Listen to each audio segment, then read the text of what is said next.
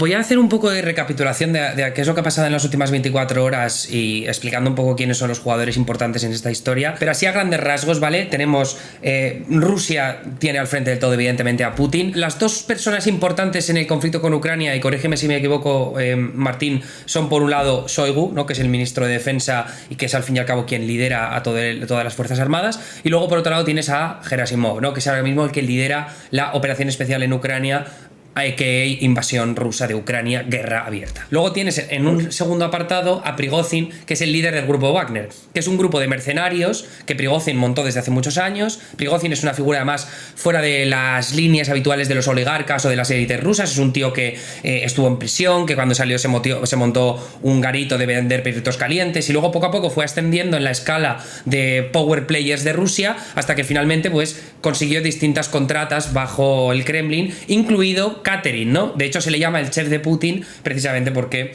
tenía las contratas de comida. Wagner ha conseguido los mejores logros para Rusia, pero también con pérdidas humanas mayúsculas. Hablamos de expresidiarios que han combatido frente a Wagner y que han sido prácticamente carne de cañón. Y aquí entramos en esa fase de guerra interna que las fuerzas de Wagner se retiran de Bakhmut y de la noche a la mañana Prigozhin dice, sí, pues a tomar por culo, estoy harto, han atacado a mis tropas con artillería, no sé qué, me voy a lanzar a intentar presionar al gobierno de Putin para que pues se quite de encima a Shoigu, se quite de encima a Gerasimov, lo que sea, y es cuando empezamos estas 24 horas frenéticas en las que vemos que toman Rostov, que es una ciudad cercana a Ucrania, una ciudad logísticamente muy importante, vemos esa caravana de tropas que se dirige hacia Moscú para ejercer más presión sobre Putin. Él le pasó el muerto ya hace 3-4 semanas al ejército y dijo, mira, yo ya he hecho la foto con la banderita aquí en el último bloque demolido de Bakhmut y me voy.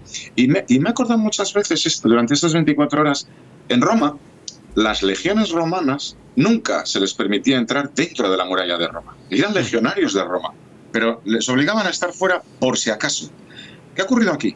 Que un grupo militar en el que 99,9% de los miembros son rusos, exmiembros de las Fuerzas Armadas de Rusia en una proporción altísima, y el que no, pues de Kazajstán. Son fuerzas con mucha experiencia de combate, son fuerzas muy top dentro del ejército de las Fuerzas Armadas rusas, ¿no? O de los... Hay que entender un poco la estructura económica de Rusia. Es que un soldado, un cabo, un conductor de BTR en el ejército ruso puede estar cobrando 700 euros, 600 euros, depende de la antigüedad, si se va a Siria más, lógicamente.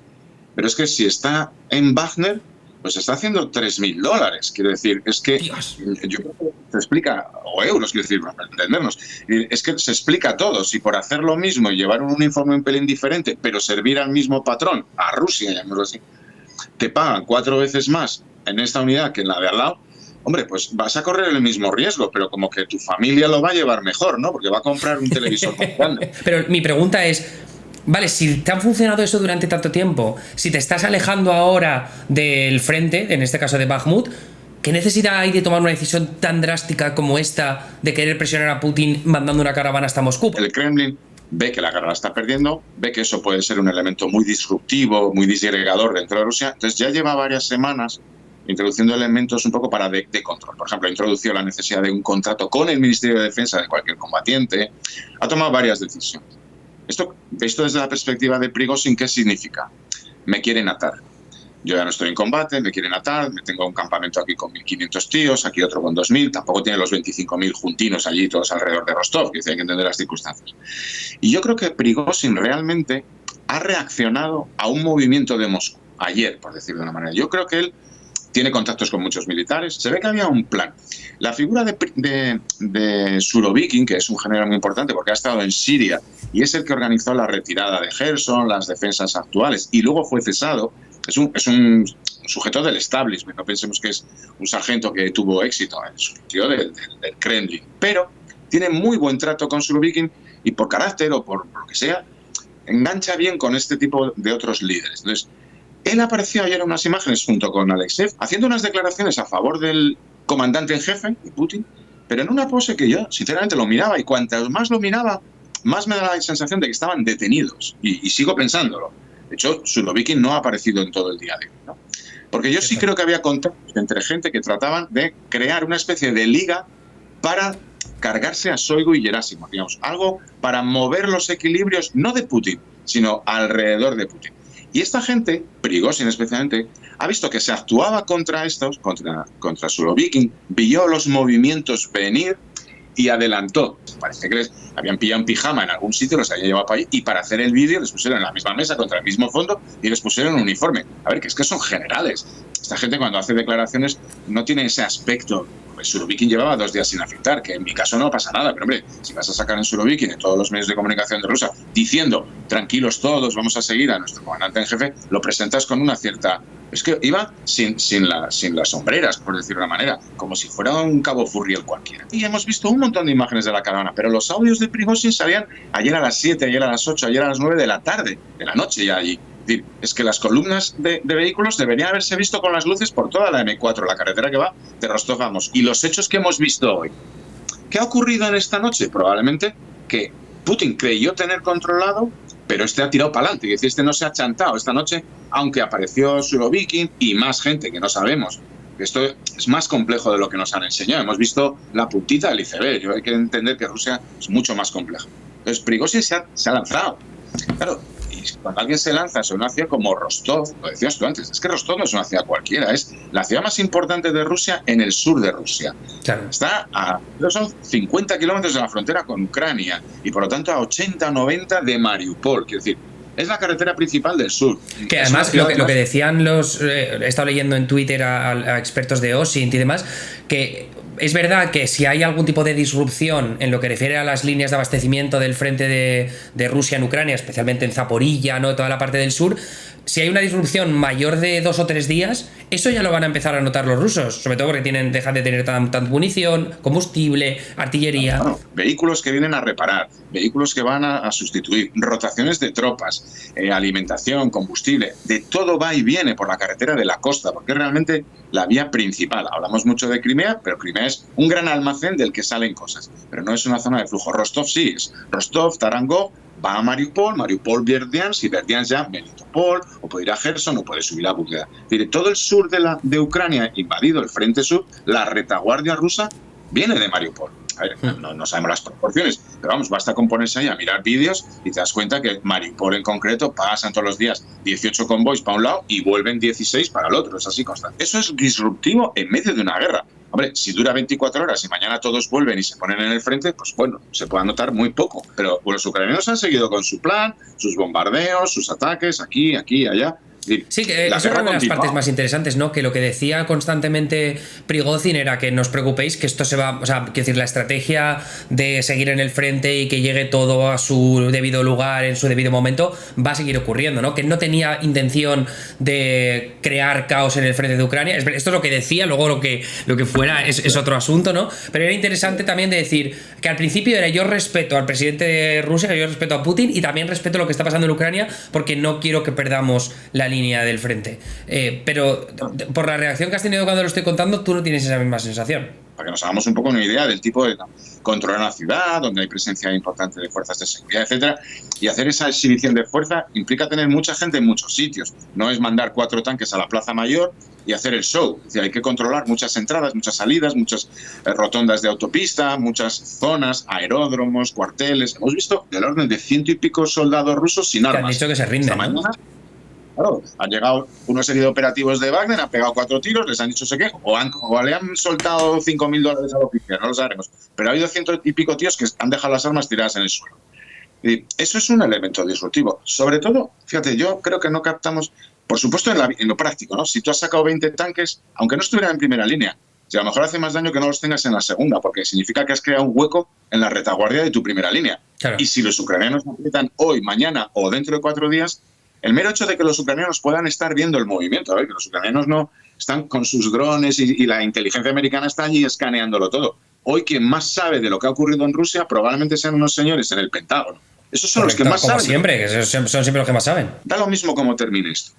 100% a favor de Putin, 100% a favor de Prigozhin, en unas tablas, en el acuerdín que lleguen, ya veremos. Da lo mismo. El destrozo reputacional que ha sufrido Rusia y el ejército o las Fuerzas Armadas en su sentido más amplio, no el Ministerio de Defensa, sino todo el conjunto es tremendo. Al final hay que pensar que hay una serie de señores soldados allí con un Kalashnikov, con sus morteros, recibiendo de todo de los ucranianos y de la noche a la mañana, sin que sepan ellos muy bien por qué, llegan otros que son de los suyos, les disparan, les amenazan, les quitan las armas, los meten para un sitio.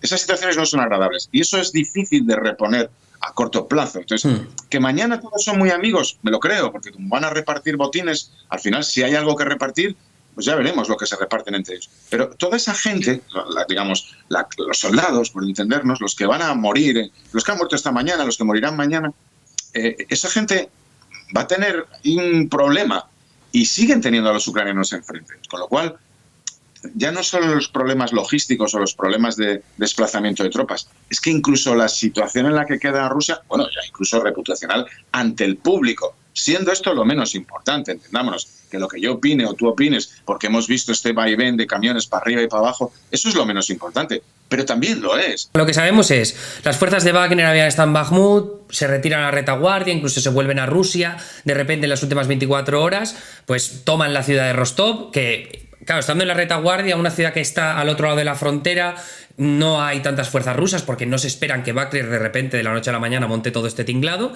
¿no? Entonces, a cierto nivel es entendible que fueran capaces de ponerse en muchos puestos militares y tomaran el control de algunos edificios civiles y demás, pero también es cierto que esto necesita de una preparación heavy, o sea, quiero decir que no, esto no es una cuestión de que te pega un calentón y te montas todo este sarao en un segundo. No solo eso, sino que aparte también tiene que haber cierto apoyo a nivel interno dentro de las Fuerzas Armadas, ¿no? Porque, o sea, algún apoyo de algunos generales que sabes que van a estar de tu parte en este primer tramo de lo que parece ser un intento de golpe de Estado, tiene que existir. Pero, sin embargo, esto ya lo sabremos más adelante, ¿no? Eso está claro que es algo que se va a descifrar a lo largo de los próximos días. Pero, tronco, lanzas una caravana que va directa a Moscú para ejercer presión sobre Putin, estás destrozando la reputación o destrozando la reputación del poder que realmente ejerce Putin sobre su país, y cuando te quedan 300 kilómetros, 200, no sabemos cuánto, para llegar a la ciudad, llegas a un acuerdo mediado por Lukashenko, el presidente bielorruso, te das la vuelta atrás y esto se supone que tenemos que volver a la misma situación de antes. Es imposible. Entonces, mi pregunta ahora es, para ver qué es lo que piensas tú, porque he estado leyendo muchos análisis ahora así a grandes rasgos que yo más o menos estoy de acuerdo.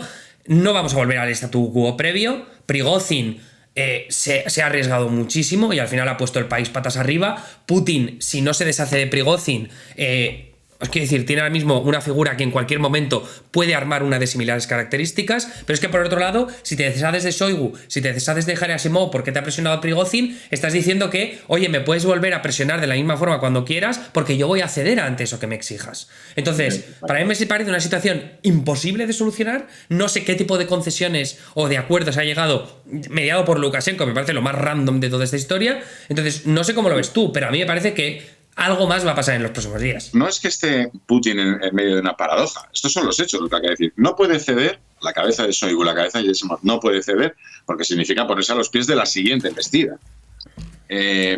Al mismo tiempo, Prigozhin tiene que buscar una seguridad, porque claro, si no sería, bueno, que mañana le ponen la tacita de polonio, se cae por el 7º piso o le ponen una bomba debajo del coche, que tampoco hay que descartarlo, ¿eh? Va a haber una purga. No a lo mejor en las cabezas más visibles, pero alguien tiene que pagar por esto. Es decir, es el país de las purgas, por otra parte. Putin no puede fiarse, ya no hablo de generales, sino de determinados comandantes que a lo mejor no son muy importantes. Pongo un ejemplo. El comandante del aeródromo militar de Rostov, que de repente habrá recibido anoche instrucciones y hoy dejó abrir las puertas y que entraran los de Wagner sin pegar un tiro. Hay mucho que todavía nos falta por saber, pero que el daño reputacional para Rusia, en el sentido, digamos, de prestigio militar de las Fuerzas Armadas, es brutal. Bueno, es que ya no es solo a manos de Ucrania. Ya ha habido 3 invasiones del territorio, del sacrosanto territorio de la madre Rusia, por decirlo así. Ese es un daño inmenso para Rusia. En medio de una guerra que se suponía que era una operación de 3 días y que andan medio explicando que, bueno, como ahora estamos en guerra con la OTAN, por eso se nos está alargando un pelín. Claro, no es que se nos esté alargando, es que en un mes han bombardeado 2 partes de la Oblast de Belgorod y ahora tenemos unos tíos que es que han atravesado el Oblast de Rostov, han entrado en el Oblast de Voronezh, han atravesado el de Lipetsk y estaban entrando en el Oblast de Moscú. Es que se han recorrido 600 kilómetros de la Rusia occidental. Es un daño muy grande. Y además, yo añado, si Putin quiere hacer una limpia de lo que sea dentro del Kremlin, no tiene ninguna necesidad de contar con Prigozhin. hace la limpia por su cuenta. Es decir, es que no necesita montar este pollo. De hecho, tenemos última hora, dice Michael Horowitz, Peskov, que es el portavoz del Kremlin, ¿verdad? Es una voz que hay que escuchar siempre, la de Peskov. Peskov dice que el caso criminal contra Prigozhin será descartado y que Prigozhin se va a Bielorrusia, no sé si exiliado. Lo que decían es que Lukashenko había mediado porque Lukashenko conoce a Prigozhin desde hace 20 años. Entonces ha sido como una figura que sabían que podía hacerle razonar. Y luego ha dicho que no ha especificado qué hará Prigozhin en Bielorrusia, pero eso parece ser la última hora, parte de ese acuerdo. Bielorrusia tampoco es Suiza, entendámonos. Es que Lukashenko también cuelga de un hilo. Entonces, tener ahí a un sujeto como Prigozhin que pueda ahora trazar otras alianzas con otra gente, él siempre va a ser un elemento corrosivo al grado al que ha llegado ya. Y lo que estoy leyendo es que también ha dicho Peskov que los luchadores de Wagner que no han tomado parte en esta rebelión firmarán contratos con el Ministerio de Defensa ruso. Los luchadores o combatientes de Wagner que sí han tomado parte en esta rebelión no recibirán cargos criminales. Y luego no hay todavía ningún tipo de declaraciones acerca de si habrá cambios en el liderazgo dentro del Ministerio de Defensa. A lo largo de las últimas 26 horas hemos ido de que Prigozhin haya amenazado con tumbar al Ministerio de Defensa, a quedarse a 200 kilómetros de Moscú, a ser exiliado a Bielorrusia, en lo que parece ser un poco su Elba personal, ¿no? Que es como la referencia a Napoleón, ¿verdad? Yo lo veo más como paripé, porque al final mandarlo a Bielorrusia y poner a otro sujeto un poco en el medio camino, un suroviking, que puede ser él o puede ser otro equivalente.